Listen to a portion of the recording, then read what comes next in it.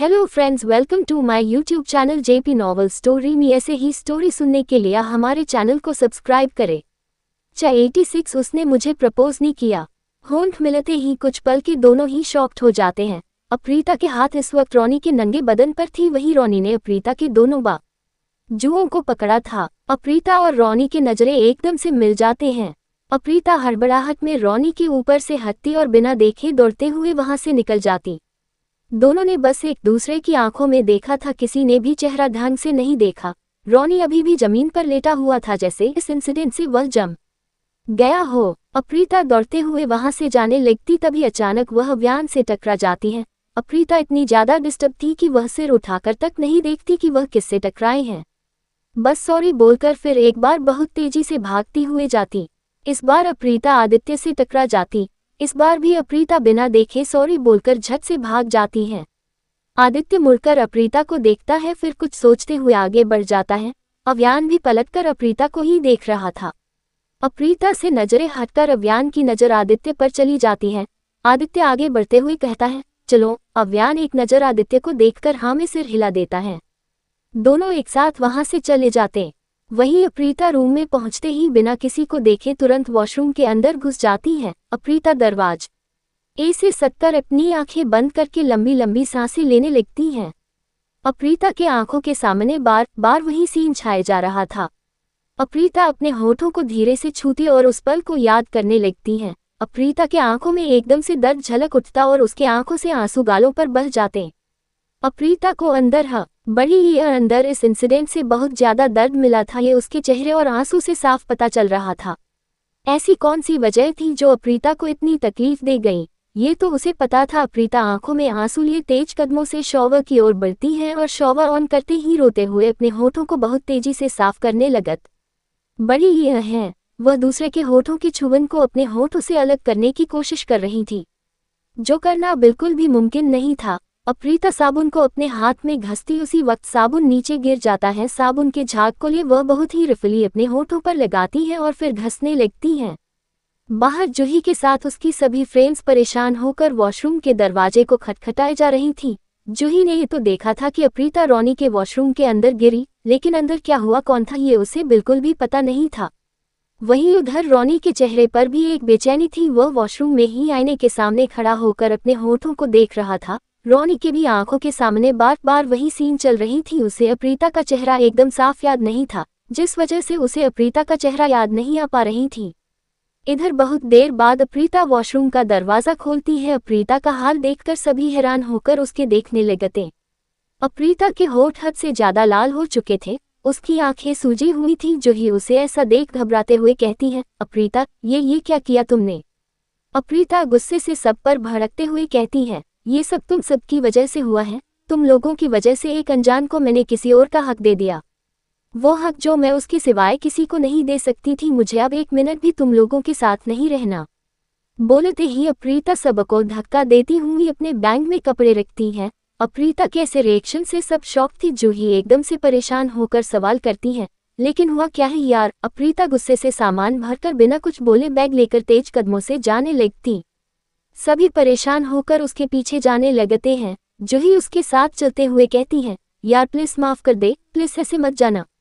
तू जो बोलेंगी वो हम करने के लिए तैयार है। अप्रीता बस चलती जा रही थी, वह किसी की भी बात नहीं सुन रही थी। आदित्य, अव्यान, ध्रुव और ध्रुवंश कार में बैठने लगे थे। वहीं रोनी खड़ा होकर फोन पर कुछ चैट कर रहा था। अप्रीता के साथ लड़कियों का सारा झुंड रोनी के बगल से गुजर जाते हैं। रोनी एक पल उन सबको देखता रहता है। कुछ पल में रोनी भी कार में जाकर बैठ जाता है। उसके बैठते ही कार स्टार्ट होती है, उसी के साथ कार वहां से चलने लगती है। सिंघानिया का एक सदस्य मिलते मिलते रह जाता है। कार के साथ ही अप्रीता भी काफी तेजी से चल रही थी, पर कुछ ही पल में कार आगे बढ़ जाती है। मिलकर भी सब बिछड़ जाते हैं। न अप्रीता को यह एहसास हो पाया कि उसके परिवार के सदस्य यहाँ थे और न आदित्य में से किसी को एहसास हो पाया। दूसरी तरफ आव्या, प्रज्ञा और स्वर्णा मॉल में मौजूद थी। तीनों शॉपिंग कर रही थी। आव्या एक जगह पर खड़ी कांच में गिफ्ट देख रही थी जिसमें कपल थे। उसे देखकर आव्या उसमें खुद को और रुद्र को इमेजिन कर रही थी, जिस वजह से उसके होठों पर बड़ी सी मुस्कुराहट छाई हुई थी। प्रज्ञा अव्यान के लिए शर्ट सिलेक्ट कर रही थी, तो वही स्वर्णा टेडी बियर देख रही थी। आव्या एक गिफ्ट को देखकर मुस्कुराते हुए उठा लेती है और खुद से धीरे से कहती है, इट्स ऑसम। आव्या उसे लेकर बिलिंग काउंटर पर रख देती है। प्रन्या भी कुछ सामान रखती है और स्वर्णा टेडी बियर रखती है। टेडी बियर देखकर आव्या और प्रन्या स्वर्णा को देखकर कहती है, अर्ना अब भी तुम्हारा बचपना खत्म नहीं हुआ है। स्वर्णा मुस्कुराते हुए नमे सिर हिला देती है।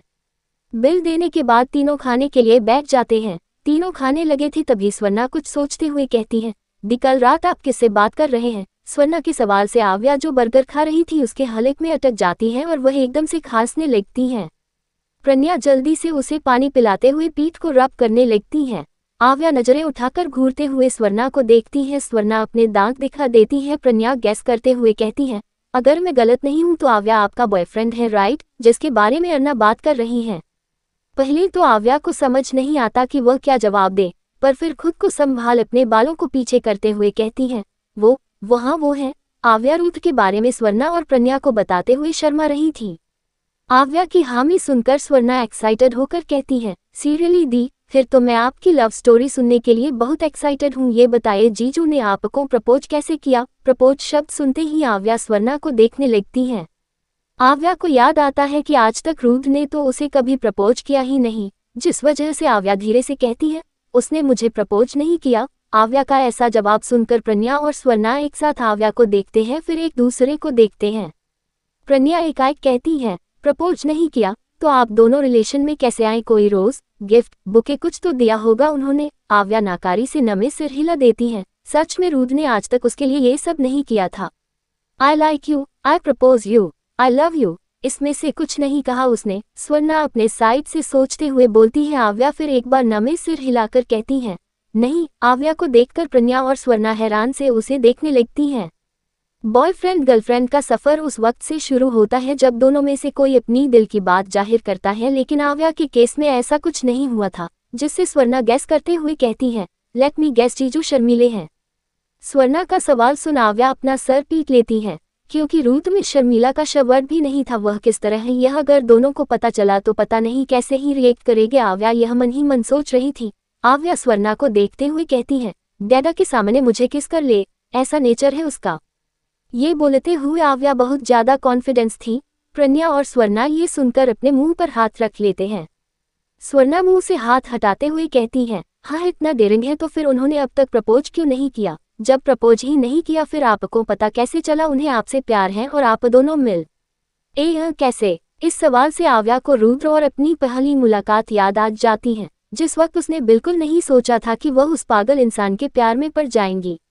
अच्छे लड़कों पर जितना लड़कियों का दिल नहीं आता उतना बुरे लड़कों पर आता है।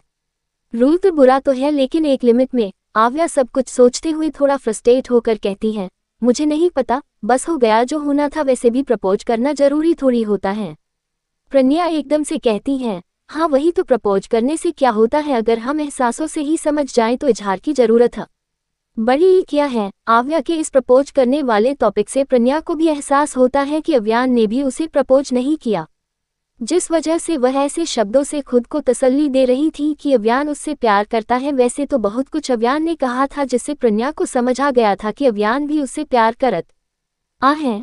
दोनों के दिल के हाल को देखते हुए स्वर्णा जूस पीते हुए कहती है, ओह तो माजरा ये है कि दोनों को ही उनके हीरो ने एक घुटनों के बल बैठकर गुलाब फूल देकर प्रपोज नहीं किया है। स्वर्णा इस वक्त दोनों को चिढ़ा रही थी। आव्या तो अंदर ही अंदर रुद्र को कोसने लगी थी, पर प्रन्या ऐसा कुछ नहीं कर रही थी। उसके दिमाग में तो कुछ और ही चल रही थी।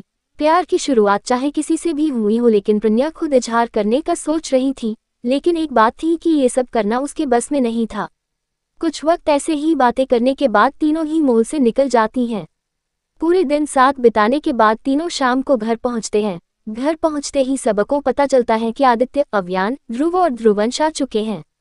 प्रन्या ये सुनकर बहुत ज्यादा खुश थी। स्वर्णा हॉल पर बैठी ध्रुव से मिलती है। कमरे में आदित्य काव्या को कमर से पकड़े हुए एकटक उसके चेहरे को देख रहा था, तो वहीं काव्या मुंह फुलाए नजरें झुकाए खड़ी थी।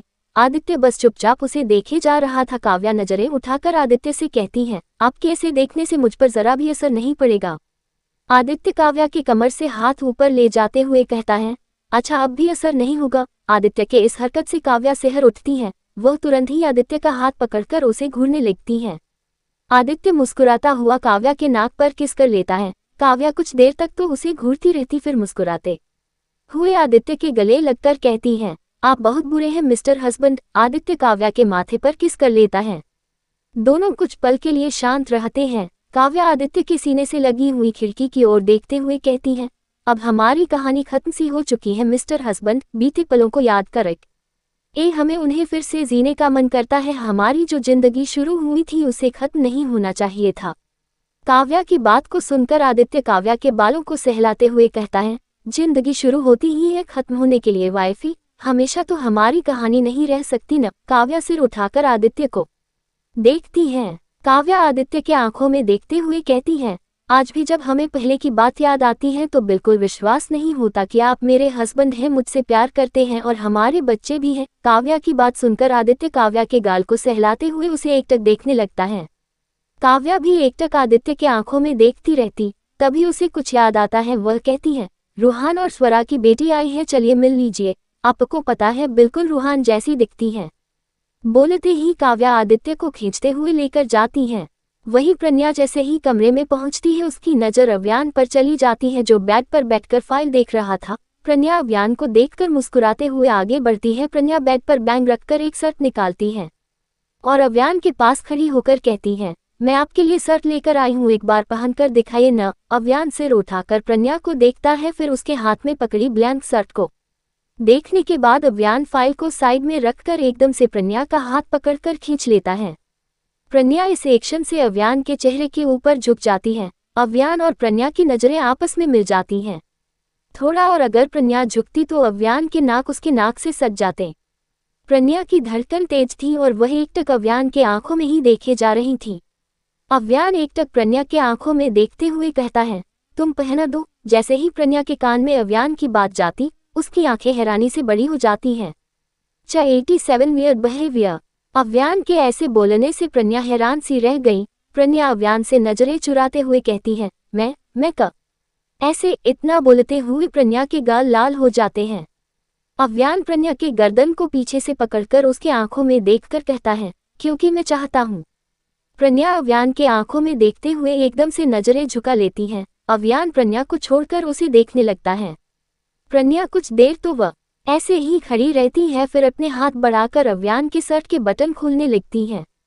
इस दौरान प्रन्या का शर्म से बुरा हाल था। सारे बटन खोलने के बाद प्रन्या अव्यान की शर्ट को उसके शरीर से अलग करती है। अव्यान की परफेक्ट बॉडी इस वक्त प्रन्या के सामने थी। प्रन्या की नजर न चाहते हुए भी उसकी बड़ी ही पर चली जाती है। प्रन्या ललचाई नजरों से अव्यान के शर्टलेस बदन को देख रही थी। प्रन्या खुद में मन में कहती है, ओह गॉड साजन कितने होंठ हैं। अव्यान प्रन्या के नजरों को देखकर मन ही मन मुस्कुराता है। प्रन्या एक थर की लड़की की तरह बस अव्यान के एब्स को बेशर्म जैसे देख रही थी। अव्यान प्रन्या को टिस करते हुए कहता है, बहुत जल्द तुम्हारा बदन इसी के नीचे दबने वाला है। अव्यान की बात जैसे ही प्रन्या सुनती है झट से अपनी नजरें हटा लेती है। अब तो उसके कान तक गर्म होने लगे थे। प्रन्या का चेहरा पूरा लाल हो चुका था। प्रन्या अपनी लाई हुई शर्ट अव्यान को पहनाती है, फिर उसे देखने लगती है। अव्यान पर वह शर्ट बहुत ज्यादा जच रही थी। प्रन्या अपने होठों के पास उंगली रखकर उसे देखते हुए कहती है, परफेक्ट। आपको कैसा लगा। अव्यान खुद को देखता है, फिर सर हिला देता है। प्रन्या अब वहां से जाने को होती है कि तभी अव्यान उसकी कमर को पकड़कर अपने ऊपर बैठा देता है। प्रन्या हैरानी से अव्यान को देखती है। अव्यान प्रन्या के कंधे पर चिन टिकाए कहता है, मासूम चेहरा कातिलाना औरा, कहाँ से सीखा तुमने सजनी। बोलते हुए अव्यान प्रन्या के हाथों पर अपनी हाथ फिसलते हुए उसकी उंगलियों में अपने उंगली फंसा लेता। प्रन्या सिहरते हुए अपनी आंखें बंद कर लेती है और धीरे से कहती है, आप क्या कह रहे हैं। प्रन्या थोड़ा थोड़ा समझ रही थी पर वह अव्यान को दिखाना नहीं चाहती थी। अव्यान प्रन्या के हाथों को उसके खुले पेट पर रखकर कहता है, वही जो तुम समझ रही हो। अव्यान की सांसें प्रन्या के गर्दन से टकरा रही थी, जिससे प्रन्या के बॉडी में झंझनाहट सी हो रही थी। प्रन्या आंखें बंद करके चुपचाप रहती है। अव्यान प्रन्या के गाल पर हाथ रखकर उसके अपनी ओर चेहरा करते हैं। प्रन्या अब आंखें खोल अव्यान को देखती है। अव्यान प्रन्या के आंखों में देखते हुए कहता है, अंकल आंटी तो ऐसे नहीं थे। कहीं मुझसे तुम्हें पहचानने में गलती तो नहीं हुई। कहीं तुम धोखेबाज तो नहीं। अव्यान की बात सुनकर प्रन्या उसे घूरने लगती है। प्रन्या नाराजगी से अव्यान से दूर होते हुए कहती है, हाँ मैं धोखेबाज हूँ, अब जाए जाकर असली प्रन्या को ढूंढ कर लाइए। बोलते ही प्रन्या नाराजगी से जाने लगती है। अव्यान प्रन्या को जाते हुए देखकर एकदम से रोकता है, स्टॉप। प्रन्या के कदम ठहर भी जाते हैं। अव्यान उसे देखते हुए कम हियर। अव्यान की बात सुनकर प्रन्या अजीब सा मुंह बनाती है। अव्यान उसे आता न देखकर घूरते हुए थोड़ा सख्ती से कहता है, I said come right now.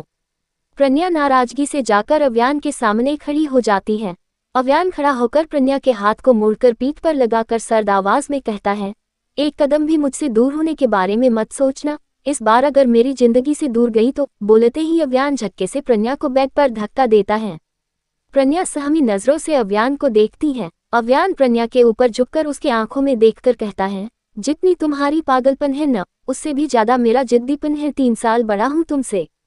प्रन्या एकदम से मुंह बनाकर कहती है, तो अब आपके धोखेबाज कहने पर नाराज भी न रहूं। 3 साल बड़े हो तो क्या आप मेरे छोटे होने का फायदा उठाएंगे। बोलते हुए प्रन्या बहुत ज्यादा क्यूट लग रही थी। प्रन्या की क्यूटनेस देखकर अव्यान को उस पर बहुत प्यार आता है। तभी अचानक दरवाजा खुलता है और आव्या स्वर्णा को खींचते हुए अंदर लाती है। किसी के आने की आहट से अव्यान पलटकर देखता है। प्रन्या भी जल्दी से उठकर खड़ी होती है। आव्या दोनों को देखकर मुस्कुराते हुए कहती है, सॉरी डिस्टर्ब के लिए भाई, ये स्वर्णा है। अव्यान स्वर्णा को देखता है। स्वर्णा सिर झुकाए खड़ी थी।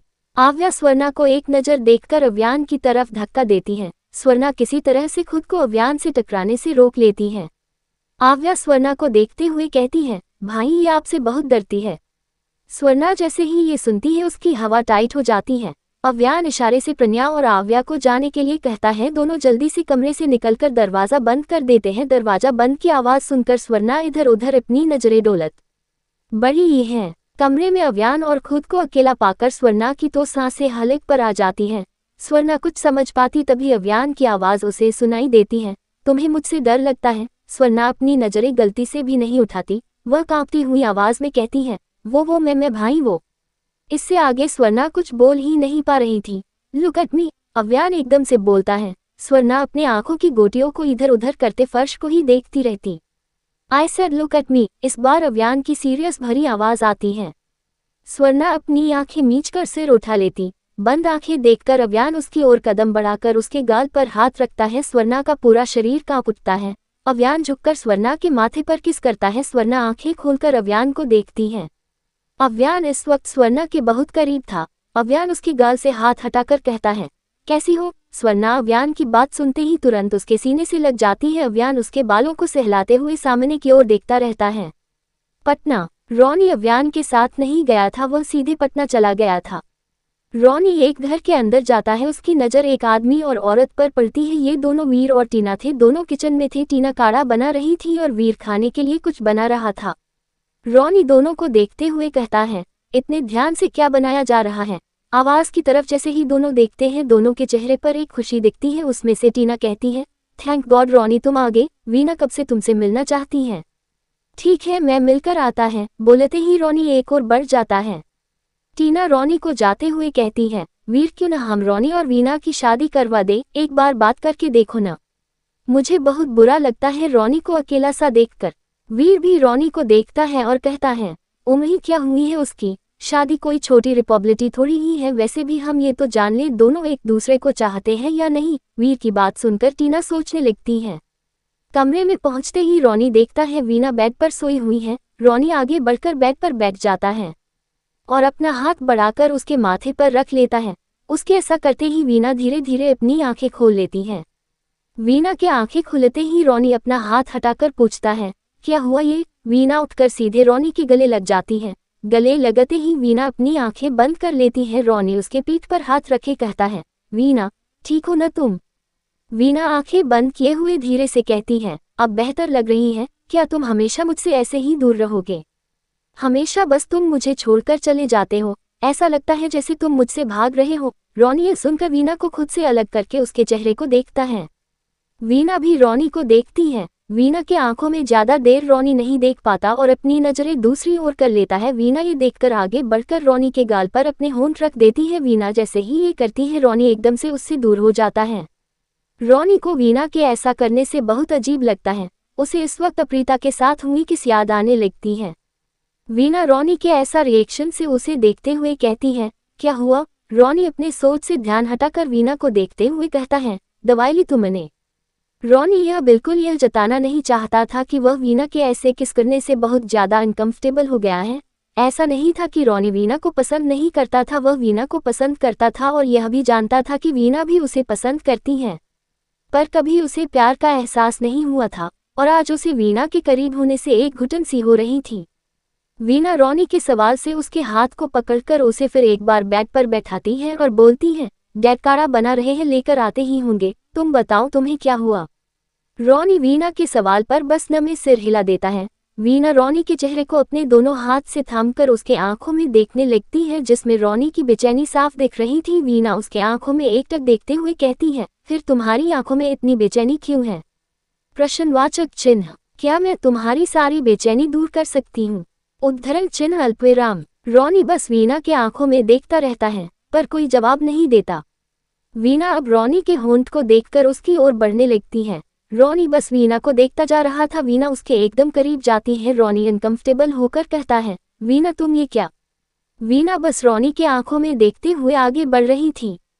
तभी दरवाजा खोलकर वीर अंदर आता है और एक आवाज देता है, बच्चा काढ़ा। आवाज सुनते ही रॉनी और वीना तुरंत दूर हो जाते हैं। वीर दोनों को ऐसे देखकर बारीक बारी से रॉनी और वीना को देखता है। रॉनी जल्दी से तेज कदमों से कमरे से बाहर निकल जाता है तो वही वीना उसे जाता हुआ देखती रहती है।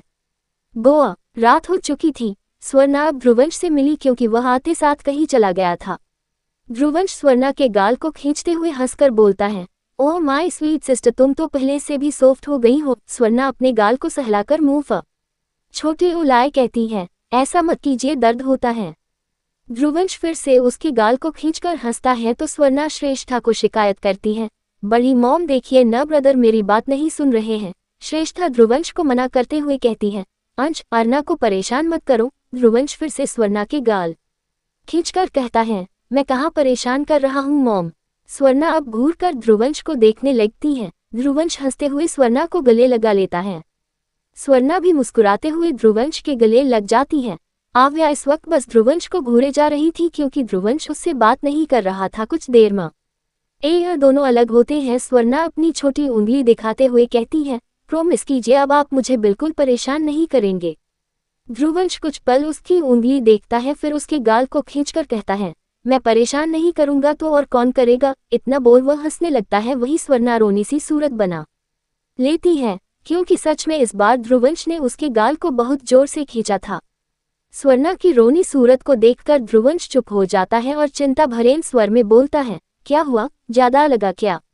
स्वर्णा के आंखों में नमी भर जाती है, जिसे देखकर ध्रुवंश थोड़ा परेशान हो जाता है। वह गिल्ट से कहता है, सॉरी। वह जैसे ही ये कहता है, स्वर्णा ध्रुवंश के बालों को पकड़कर बहुत जोर से खींचती है और हंसते हुए भाग जाती है। चालाक चूहिया, बोलते हुए ध्रुवंश स्वर्णा के पीछे भागता है। दोनों की दौड़ भाग को देख जहां सभी के होंठों पर मुस्कुराहट थी तो वहीं आव्या जल भून रही थी। आव्या ध्रुवंश के लिए हद से ज्यादा पॉजिटिव थी। ध्रुवंश अगर उसकी जगह किसी और को ज्यादा इम्पोर्टेंट देता है तो उसे बहुत गुस्सा आता। ध्रुवंश भी बहुत अच्छे से समझ रहा था कि आव्या किस तरह से जल रही थी, पर फिर भी वह आव्या को एक नज़र तक नहीं देखता। कुछ जलन, कुछ खुशी, कुछ हंसी के साथ सभी रात के दिन को एंजॉय करते हैं। सौरभ किसी केस से मुंबई गया था। दिन के बाद सभी अपने अपने कमरे में जाकर सो जाते हैं। सुबह काव्या और आव्या आज मंदिर आए थे। पूजा के बाद काव्या कहती है, परी आप चलिए, मैं गरीबों के बीच कपड़े और खाना बांट कर आती हूँ। बड़े हुआ आव्या हाँ में सिर हिलाकर कहती है, ओके मम्मा। आव्या वहां से जाती है। आव्या जा ही रही थी तभी अचानक उसका हाथ पकड़कर उसे खींचते हुए एक और ले जाता है। छुवन को महसूस करते ही आव्या की आंखें हैरानी से बड़ी हो जाती हैं, क्योंकि वह समझ चुकी थी कि यह रुद्र है। रुद्र एक साइड ले जाकर आव्या को दीवार से सटाकर खड़ा करता है। आव्या पलकें झपकाते हुए रुद्र को देखती है। रुद्र दोनों ओर दीवार पर हाथ रखकर आव्या के ऊपर झुककर खड़ा हो जाता है। रुद्र को देखकर आव्या कहती है, रुद्र तुम तो 2 दिन बाद आने वाले थे। रुद्र आव्या के होठों से होते हुए आंखों में देखते हुए कहता है, 2 दिन बीत चुके हैं बेबी गर्ल। तुम मुझे ये बताओ कल तुमने कॉल रिसीव क्यों नहीं की? बोलते ही रुद्र आव्या के गर्दन की ओर जाकर उसे सूंघता है। आव्या का बदन एकदम से सिहर उठती है। जानवरों की तरह मुझे क्यों सूंघ रहे हो? आव्या एकदम से बोलती है। रुद्र फिर से आव्या के गर्दन को सूंघता है, फिर आव्या के चेहरे को देखकर कहता है, क्योंकि मैं जानवर हूँ। रुद्र की ओशन ब्लू आई इस वक्त आव्या के आंखों में देख रही थी। रुद्र के जवाब से ऐसा लगता है जैसे वह एकदम सच कह रहा हो। आव्या उसे नजरें हटाकर कहती है, तुम ना बहुत वियर्ड बातें करते हो। तुम्हारी हरकत किसी को भी डरा दे, तुम इंसान तो लगते ही नहीं हो। रुद्र आव्या के होठों को सहलाते हुए कहता है, मैं इंसान बनना भी नहीं चाहता। आव्या ये सुनकर फिर से रुद्र के आंखों में देखती है। रुद्र के आंखों में एक राज छिपा था जो शायद आव्या को दिखाना चाह रहा था। दोनों एक दूसरे के नजरों में ही खोए हुए थी। तभी उन्हें थोड़ा करीब से एक आवाज सुनाई देती है, परी। 88 काव्या एंड रुद्र आमने सामने। काव्या की आवाज सुनते ही आव्या की आंखें हैरानी से बड़ी हो जाती हैं। वह रुद्र को तुरंत साइड करती है और काव्या को देखती है जो इस वक्त अपने हाथ बांधे आव्या को ही घूर रही थी। काव्या को इस तरह से देखकर आव्या हकलाते हुए कहती है, मम्मा वो ये। आव्या के चेहरे पर इस वक्त पसीने भी आने लगे थे। काव्या एक नज़र रुद्र को देखती है जो बिंदास खड़ा था, उसके चेहरे पर कोई एक्सप्रेशन नहीं थी। काव्या रुद्र से नजरें हटाए आव्या को देखकर बोली, हाँ ये कौन है ये परी? आव्या की तो कुछ बोलने की हिम्मत ही नहीं हो रही थी। वैसे तो काव्या समझ चुकी थी कि रुद्र और आव्या का रिलेशन क्या है, पर वह अपनी बेटी के मुंह से सुनना चाहती थी। आव्या एक नज़र रुद्र को देखकर हड़बड़ाते हुए काव्या के पास जाती है। काव्या के पास खड़ी होकर आव्या पीछे मुड़कर रुद्र को इशारे से बुलाती है, पर रुद्र बिल्कुल ढीठ की तरह वहीं खड़ा रहता है। रुद्र आओ ना, आव्या धीरे से आवाज देती है, पर रुद्र एक कदम भी नहीं हिलता। काव्या रुद्र के जिद और एरोगेट अंदाज को देखती रहती है। रुद्र किसी के सामने किसी की वजह से नहीं झुकता था, चाहे वो खुद आव्या ही क्यों न हो। अब ऐसा ही चलता रहेगा या आप मुझे कुछ बताएंगी? काव्या बहुत ही सीरियस सी आवाज में कहती है, क्योंकि वह आव्या के रुद्र को बुलाने से फ्रस्ट्रेट हो चुकी थी। आव्या काव्या की ओर मुड़कर हिचकिचाते हुए जवाब देती है, मम्मा ये रुद्र है, मेरा बॉयफ्रेंड। अच्छा, काव्या सर्टिकली अंदाज में कहती है। आव्या वैसे भी काव्या के सामने घबराई हुई थी और रुद्र का एरोगेट व्यवहार देखकर तो उसने पक्का मान लिया कि काव्या रुद्र को बिल्कुल पसंद नहीं करने वाली। आव्या धीरे से जवाब देती है, हाँ मम्मा, वो मैं आपको बताने ही वाली थी, लेकिन आव्या ने इस वक्त चेहरा झुका रखी थी। आव्या बोल ही रही थी कि काव्या बीच में बोलती है, लेकिन बॉयफ्रेंड के साथ टाइम बिताते हुए टाइम नहीं मिला है ना? उद्धरण चिन्ह अल्पविराम। नो मम्मा, आव्या एकदम से कहती है। काव्या आव्या के झुके चेहरे को देखते हुए पूछती है, मिस्टर हस्बैंड को ये सब पता है? आव्या तुरंत बच्चों जैसे नमे सिर हिला देती है। आव्या को अभी भी पता नहीं था कि आदित्य सब कुछ जानता है, क्योंकि जब वह रुद्र से डरी हुई थी तब उसका दिमाग काम करना बंद कर चुका था। काव्या ये देखकर आव्या को बुरी तरह से घूरती है। आव्या धीरे से सिर उठाकर काव्या को देखती है। काव्या को यूं घूरता पाकर आव्या तुरंत नजरें झुकाए कहती है, लेकिन मम्मा, भाई को पता है। काव्या आंखें छोटी करके आव्या को घूरकर कहती है, अब अयान को बीच में लाने की कोई जरूरत नहीं है। लेकिन मम्मा, भाई को। आव्या सिर उठाकर फिर कह ही रही थी, तभी काव्या सख्ती से बोलती है, बिल्कुल चुप। आव्या बेचारी जो हर वक्त बड़बड़ करती रहती है, काव्या के सख्ती आवाज सुनकर चुप हो जाती है। काव्या अब आव्या से नजरें हटाकर रुद्र को देखती है। रुद्र इस वक्त फर्श को घूर रहा था और अपने हाथों को गर्दन पर फेर रहा था, जिससे साफ पता चल रहा है कि उसे गुस्सा आ रहा है। काव्या का आव्या पर सख्ती से पेश आना बिल्कुल भी पसंद नहीं आ रहा था। उसे ये पता थी कि माँ बाप का बच्चों को डांटना जायज होता है, लेकिन फिर भी उसे ये देखकर गुस्सा आ रहा था और इस बड़ी यह वजह से वह अपने गुस्से को कंट्रोल करने की कोशिश कर रहा था। काव्या रुद्र को देखते हुए आव्या से कहती है, आप जाकर कार में बैठिए, हमें उनसे बात करनी है। आव्या कुछ देर तो बस सोचती रहती है कि पता नहीं रुद्र काव्या को क्या क्या बोल देगा। ये सोचते हुए वह बिल्कुल भी जाना नहीं चाहती थी, पर काव्या की घूरती नजरों को देखकर वह न चाहते हुए काव्या को रुद्र के साथ छोड़ देती है और खुद जाकर कार में बैठ जाती है। काव्या अब रुद्र की ओर कदम बढ़ाती है, क्योंकि रुद्र तो अपने कदम बढ़ाने वाला नहीं था।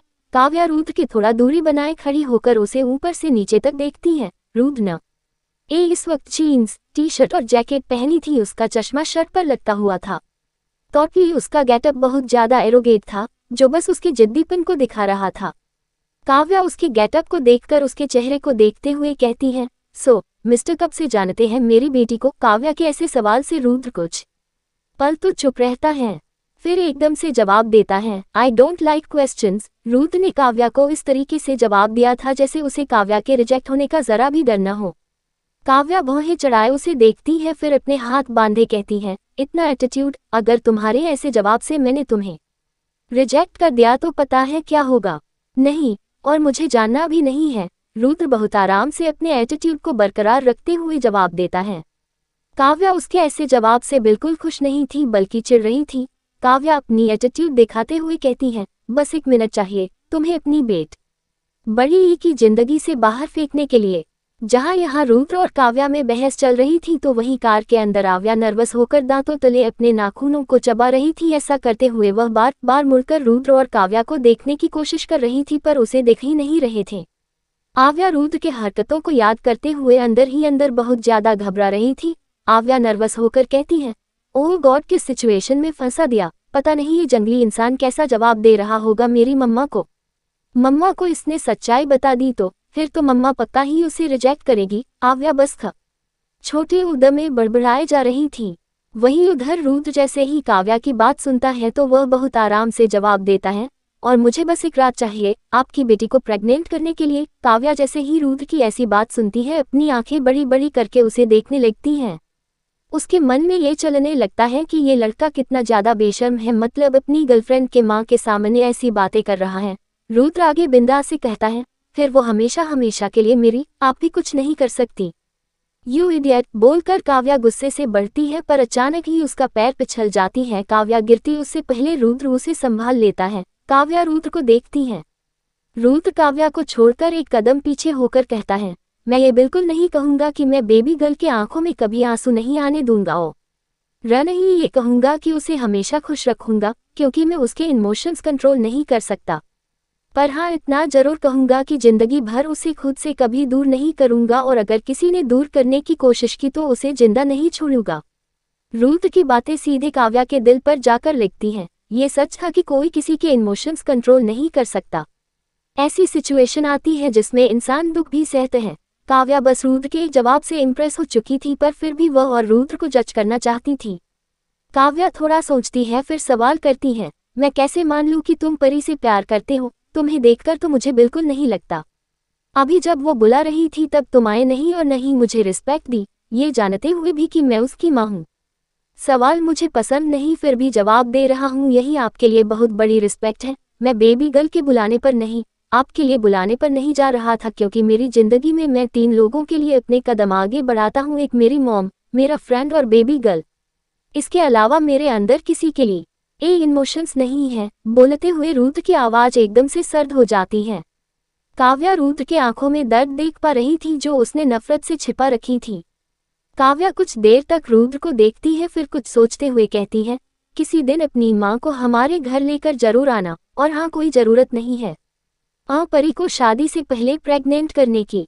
उद्धरण चिन्ह अल्पविराम। रुद्र एकदम से सर्टिकली अंदाज में कहता है, मैंने कब कहा कि उसे शादी से पहले प्रेग्नेंट करूंगा? सच में रुद्र ने तो ऐसा कुछ कहा ही नहीं था। काव्या अपने ही सोच को सोचकर शर्मिंदा होती है और रुद्र को सॉरी बोल जाने ही वाली होती है कि से कुछ याद आती है।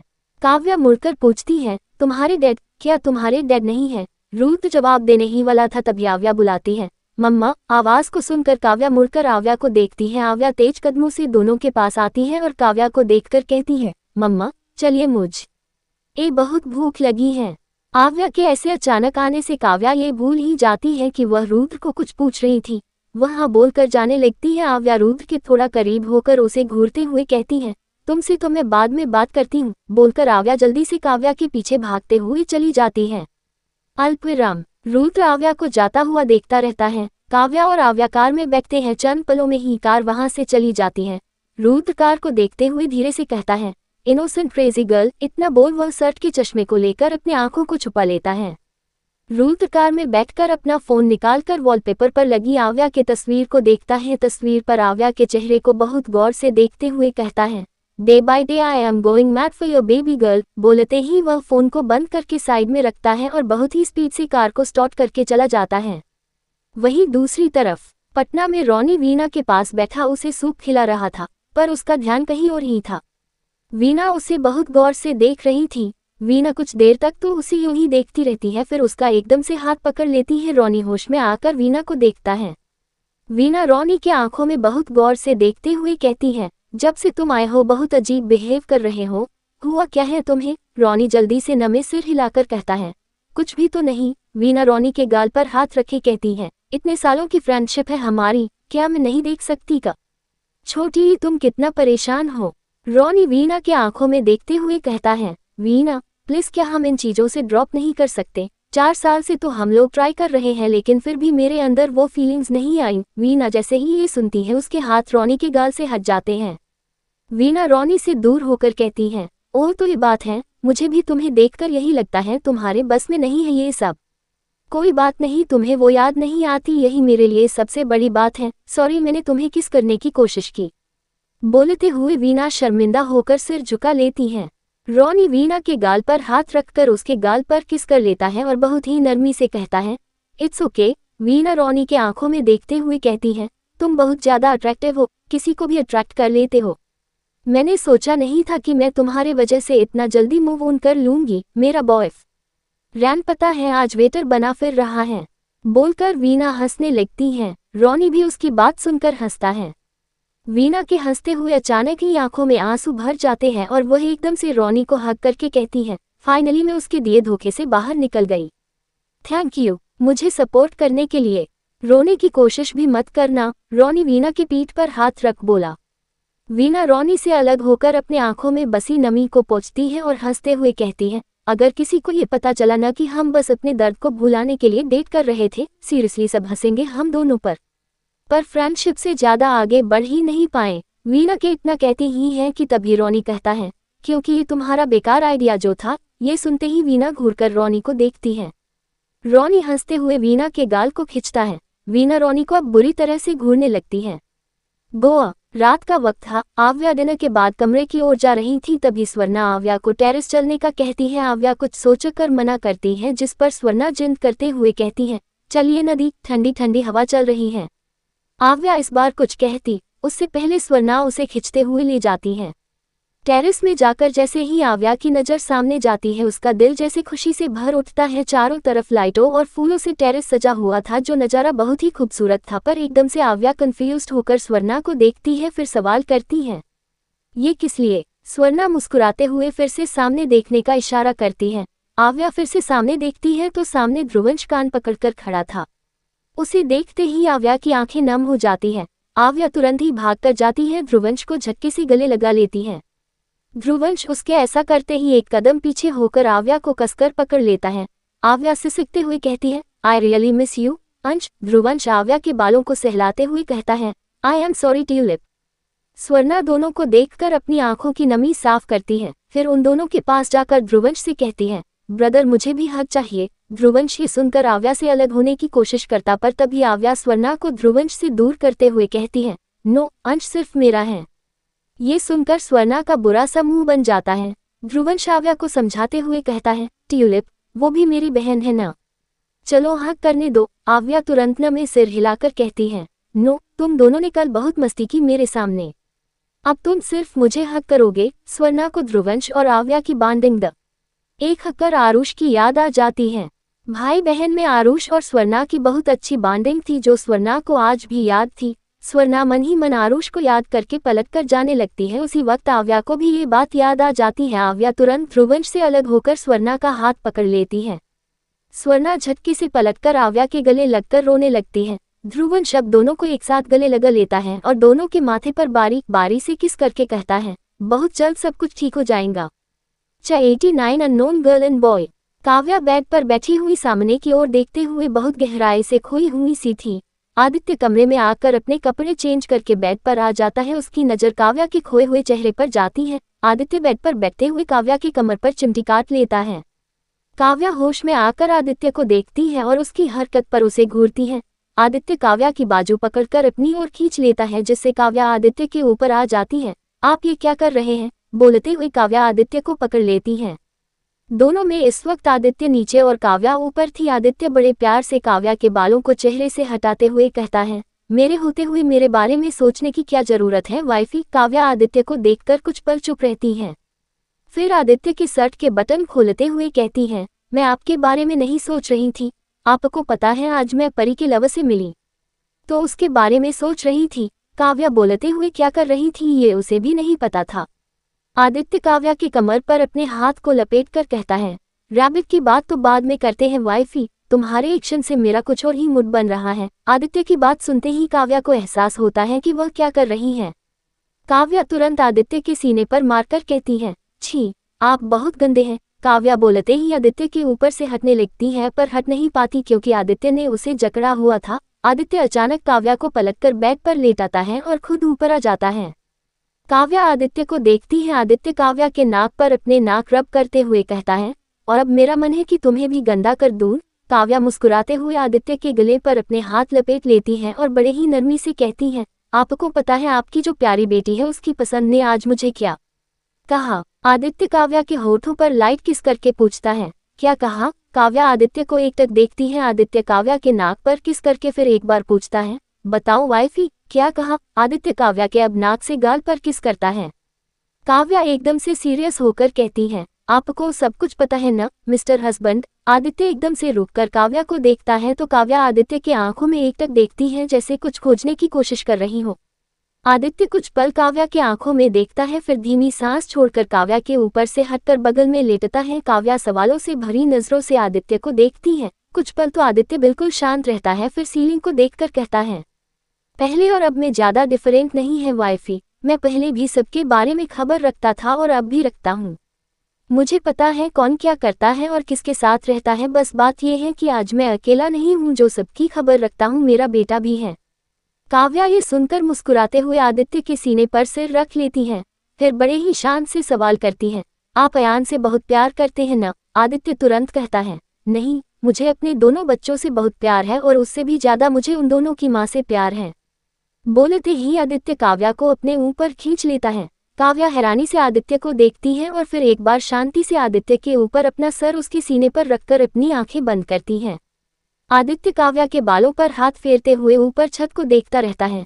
कुछ देर बाद ही काव्या थोड़ा और ऊपर होकर आदित्य का एक गर्दन पर अपना छुपा लेती है। आदित्य काव्या के बालों पर हाथ फेरते हुए आंखें बंद करके मन ही मन सोचता है, खबर तो सबकी मिली है, बस एक बार ये पता चल जाए कि अपना होकर भी गद्दार कौन निकला। एक कमरे में धीमी सी आवाज के साथ दरवाजा खुला। दरवाजा खुलते ही कोई लड़खड़ाते हुए उस अंधेरे कमरे में अपने कदम बढ़ाता है। उसकी चाल देखकर ही समझ आ रही थी कि उसने ड्रिंक की है। उसके कदम बढ़ाते हुए बैग की ओर जाने लगी थी।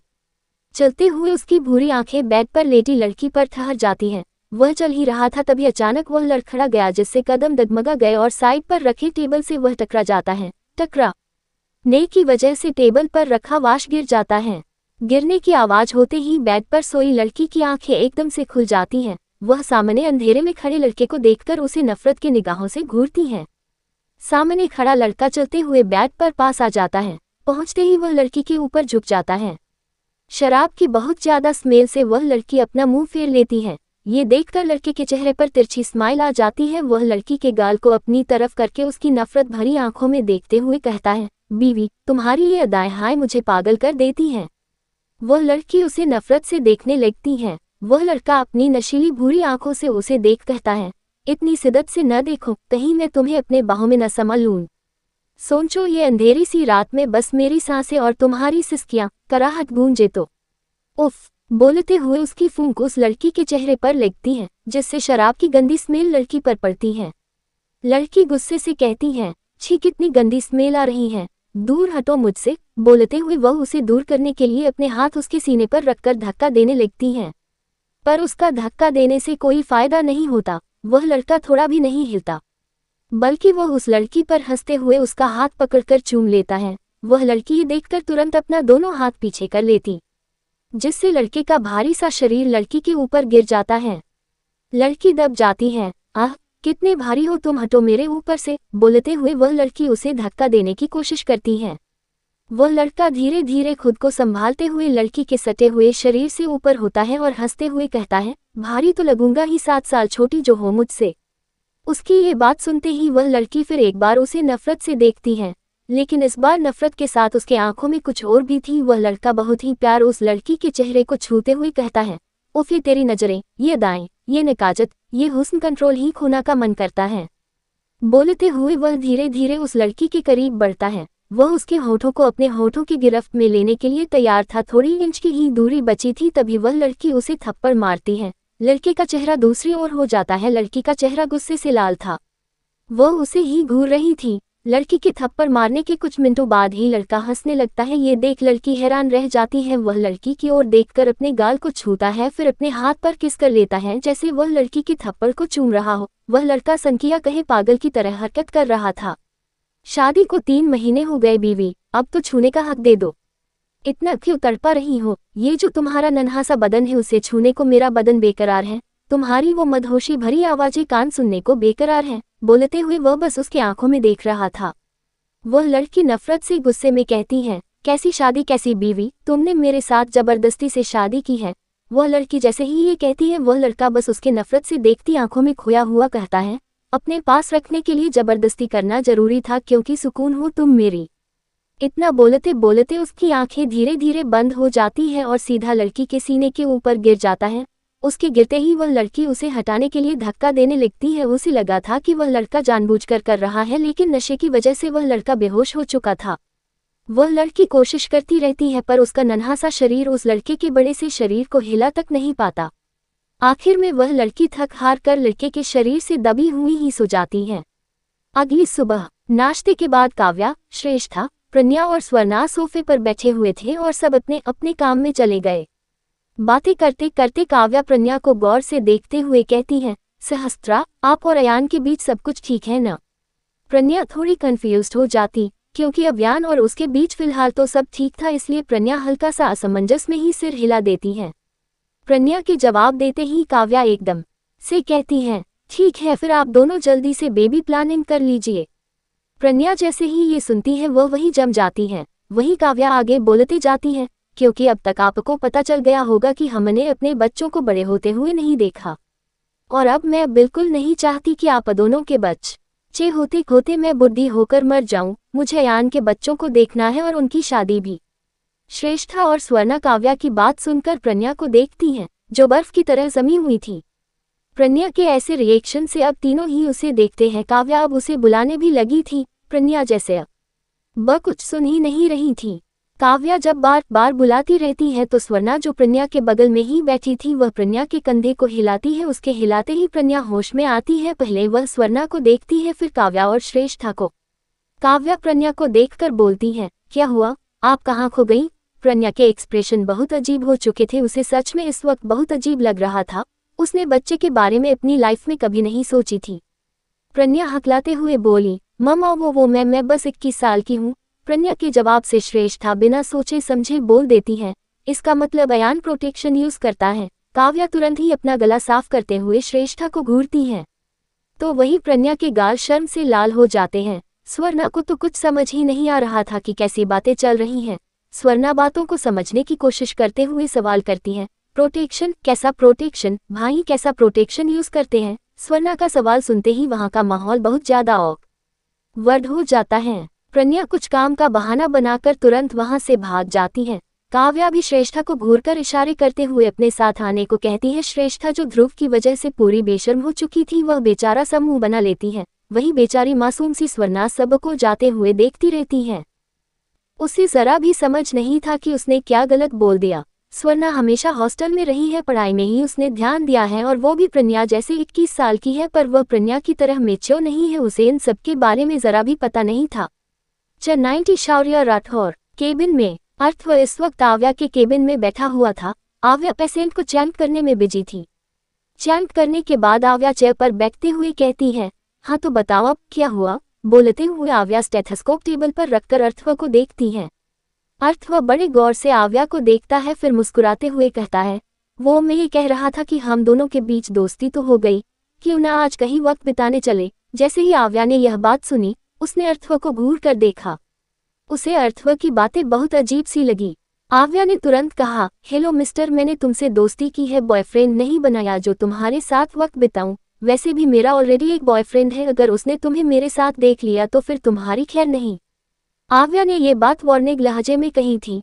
आव्या की बॉयफ्रेंड वाली बात सुनो अर्थव के फेस एक्सप्रेशन चेंज हो गए। उसने एक नज़र आव्या को देखा और फिर बोला, बॉयफ्रेंड? पहले तो कभी नहीं बताया।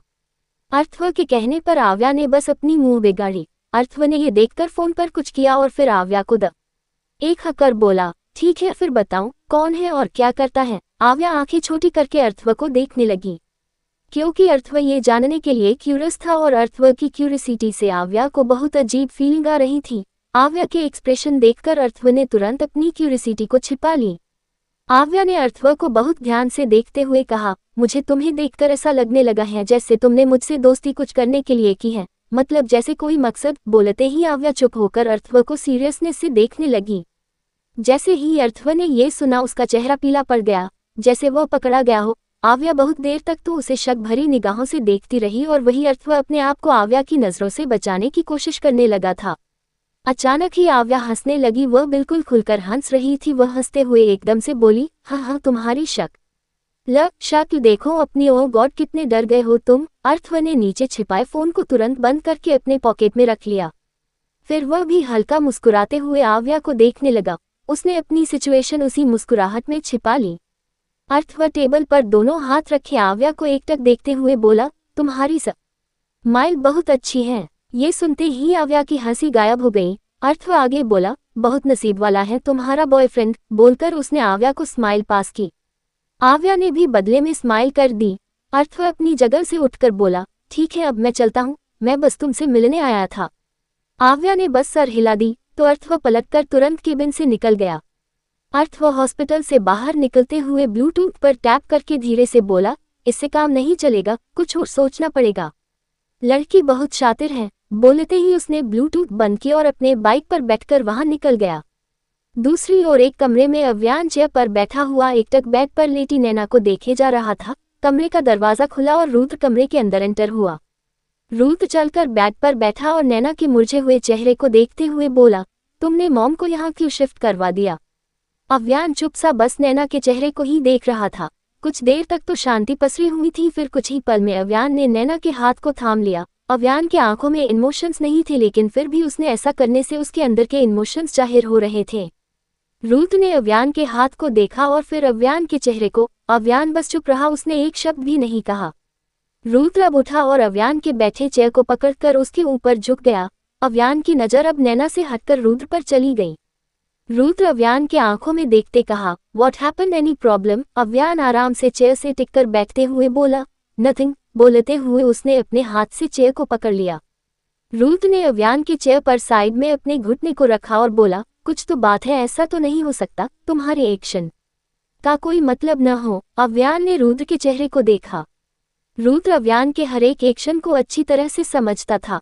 अव्यान की नजर अब फिर एक बार नैना पर गई। उसने नैना को देखते हुए कहा, माँ होश में आने वाली है कुछ दिन में। जितना मैं अपनी मम्मा के होश में आने के लिए बेकरार नहीं था, उतना मैं माँ के होश में आने के लिए बेकरार हूँ। उन्हें होश आएगा इस बात को सोचकर मुझे इतना सुकून मिल रहा है जितना मैं अपनी मम्मा के होश में आने पर नहीं था। बोलते हुए अव्यान ने रुद्र को देखा। रुद्र अव्यान से दूर होकर फिर से बेड पर बैठा और नैना को देखते हुए बोला, I know very well and I also know मेरे डैड से ज्यादा कमीना इंसान इस दुनिया में कोई हो ही नहीं सकता। बोलते हुए रुद्र ने अपनी मुट्ठी कस ली और आंखें बंद करके कुछ याद करने लगा। डोंट रुद्र, अव्यान ने एकदम से कहा। जिसे सुन रुद्र ने आंखें खोलकर अव्यान को देखा।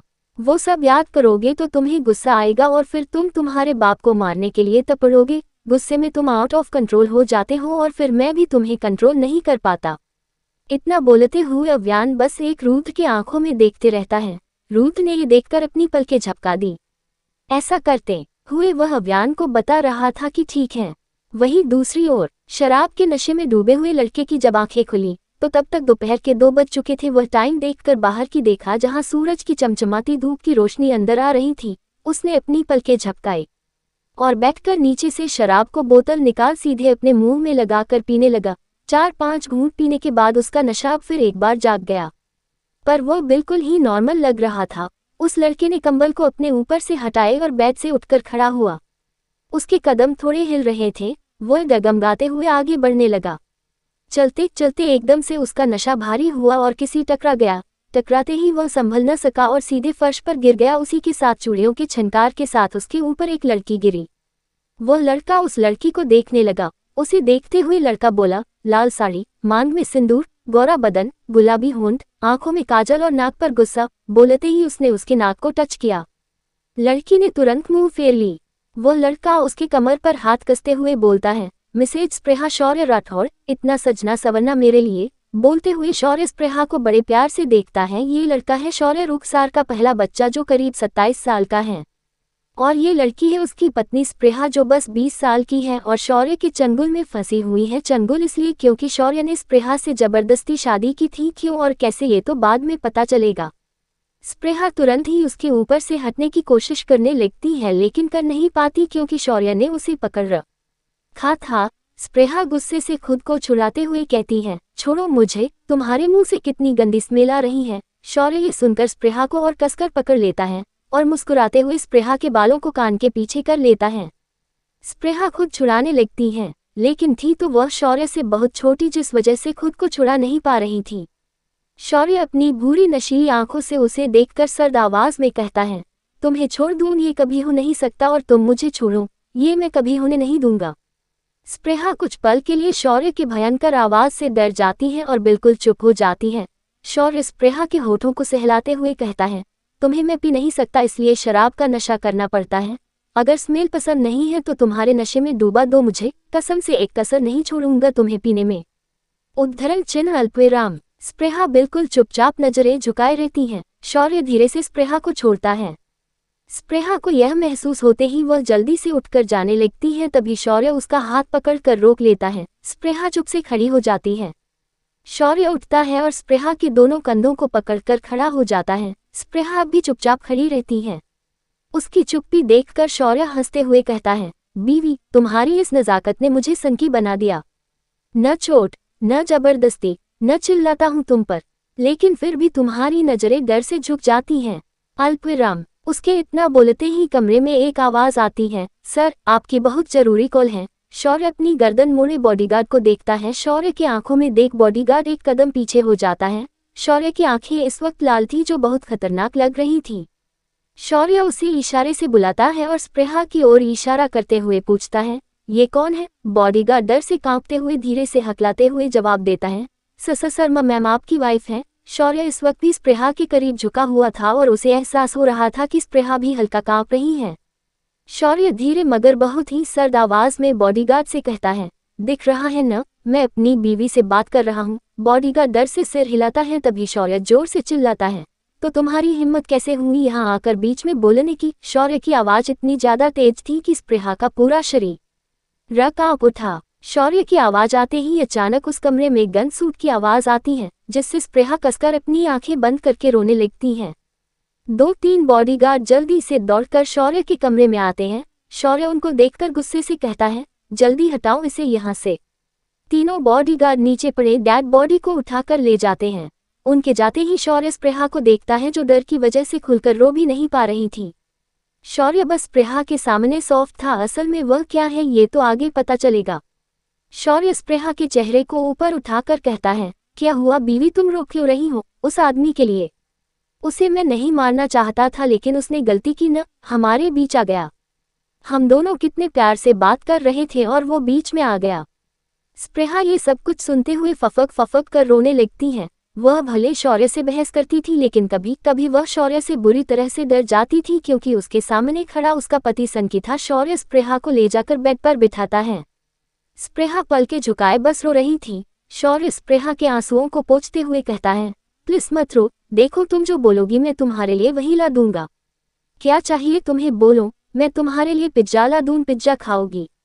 स्पृहा रोते हुए कहती है, मुझे यहाँ नहीं रहना है। शौर्य स्पृहा के आंसुओं को फिर एक बार बहुत ही प्यार से पोंछते हुए कहता है, ठीक है हम यहाँ नहीं रहेंगे, बताओ कहाँ जाना है? सिंगापुर जाएं, ऊटी, गोवा, मनाली, बताओ कहाँ जाए? तुम जहाँ बोलोगी हम वहाँ जाएंगे। शौर्य ये सब बहुत ही प्यार से स्पृहा से पूछ रहा था। वही स्पृहा ये सब कुछ सुनकर और ज्यादा रोने लगती है क्योंकि उसे इस घर से, शौर्य की जिंदगी से बाहर जाना था और यहाँ शौर्य उसे जगहों के नाम गिना रहा था।